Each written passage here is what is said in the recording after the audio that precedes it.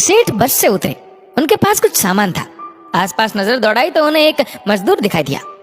सेठ ने आवाज देकर उसे बुलाकर कहा, मेरे घर तक इस सामान को ले जाने के कितने पैसे लोगे? लगभग आधे किलोमीटर का रास्ता है।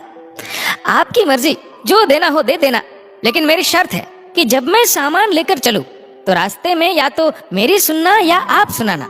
मजदूर ने कहा।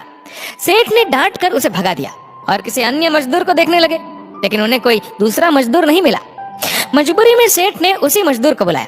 मजदूर दौड़ कर आया और बोला, मेरी शर्त आपको मंजूर है? सेठ ने स्वार्थ के कारण हाँ कर दी। सेठ का मकान लगभग 400 मीटर की दूरी पर था। मजदूर सामान उठाकर सेठ के साथ चल दिया और बोला, सेठ जी आप कुछ सुनाओगे या मैं सुनाऊं? सेठ ने कह दिया कि तू ही सुना। मजदूर ने खुश होकर कहा, जो कुछ मैं बोलूं उसे ध्यान से सुनना। ये कहते हुए मजदूर पूरे रास्ते बोलता गया और दोनों मकान तक पहुंच गए। मजदूर ने बरामदे में सामान रख दिया। सेठ ने जो पैसे दिए ले लिए और सेठ से बोला, सेठ जी मेरी बात आपने ध्यान से सुनी या नहीं? सेठ ने कहा, मैंने तेरी बात सुनी ही नहीं, मुझे तो अपना काम निकालना था। मजदूर बोला, सेठ जी आपने जीवन की बहुत बड़ी गलती कर दी। कल ठीक 7 बजे आपकी मौत होने वाली है। सेठ को गुस्सा आया और बोले, तेरी बकवास बहुत सुन ली, जा रहा है या तेरी पिटाई करूं? मजदूर बोला, मारो या छोड़ दो, कल शाम को आपकी मौत होनी है। अब भी मेरी बात ध्यान से सुन लो। अब सेठ थोड़ा गंभीर हुआ और बोला, सभी को मरना है, अगर मेरी मौत कल शाम होनी है तो होगी, इसमें मैं क्या कर सकता हूँ? मजदूर बोला, तभी तो कह रहा हूँ कि अब भी मेरी बात ध्यान से सुन लो। सेठ बोला, सुना, ध्यान देकर सुनूंगा।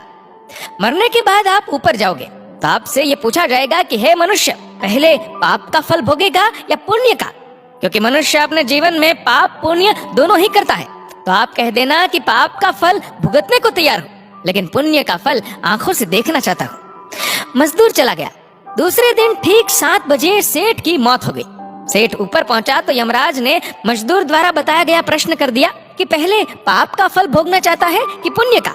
सेठ ने कहा, पाप का फल भुगतने को तैयार हूँ, लेकिन पुण्य का फल आंखों से देखना चाहता हूँ। यमराज बोले, हमारे यहाँ ऐसी कोई व्यवस्था नहीं है, यहाँ तो दोनों के फल भुगतवाए जाते हैं। सेठ ने कहा कि फिर मुझसे पूछा क्यों? और पूछा है तो उसे पूरा करो। धरती पर तो अन्याय होते देखा है, पर यहाँ पर भी अन्याय है। यमराज ने सोचा, बात तो ये सही कह रहा है, इससे पूछकर बड़े बुरे फंसे। मेरे पास कोई ऐसी शक्ति ही नहीं है जिससे इस जीव की इच्छा पूरी हो जाए। विवश होकर यमराज उस सेठ को ब्रह्मा जी के पास ले गए और पूरी बात बता दी। ब्रह्मा जी ने अपनी पोथी निकालकर सारे पन्ने पलट डाले, लेकिन उनको कानून की कोई ऐसी धारा या उपधारा नहीं मिली जिससे जीव की इच्छा पूरी हो सके। ब्रह्मा भी विवश होकर यमराज और सेठ को साथ लेकर भगवान विष्णु के पास पहुंचे और समस्या बताई। भगवान ने यमराज और ब्रह्मा जी से कहा, जाइए अपना अपना काम देखें। दोनों चले गए। भगवान ने सेठ से कहा, अब बोलो तुम क्या कहना चाहते हो? सेठ बोला, अजी साहब, मैं तो शुरू से एक ही बात कह रहा हूँ कि पाप का फल भुगतने को तैयार हूँ, लेकिन पुण्य का फल आंखों से देखना चाहता हूँ। भगवान बोले, धन्य है वो सदगुरु, वो मजदूर जो मरते मरते तेरा कल्याण कर गया। अरे मूर्ख, उसके बताए उपाय के कारण तू मेरे सामने खड़ा है। अपने आंखों से इससे और बड़ा पुण्य का फल क्या देखना चाहता है? मेरे दर्शन से तेरे सभी पाप नष्ट हो गए। इसीलिए बचपन से हमको सिखाया जाता है कि गुरुजनों की बात ध्यान से सुननी चाहिए।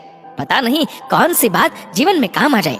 दोस्तों, इस वीडियो को लेकर आपकी क्या राय है? नीचे कमेंट करके जरूर बताएगा। और अगर आपको वीडियो अच्छा लगा हो तो इस वीडियो को लाइक करेगा, शेयर करेगा ज्यादा से ज्यादा लोगों तक, और ऐसी और भी इंस्पिरेशनल वीडियोस के लिए सब्सक्राइब करें हमारे यूट्यूब चैनल को।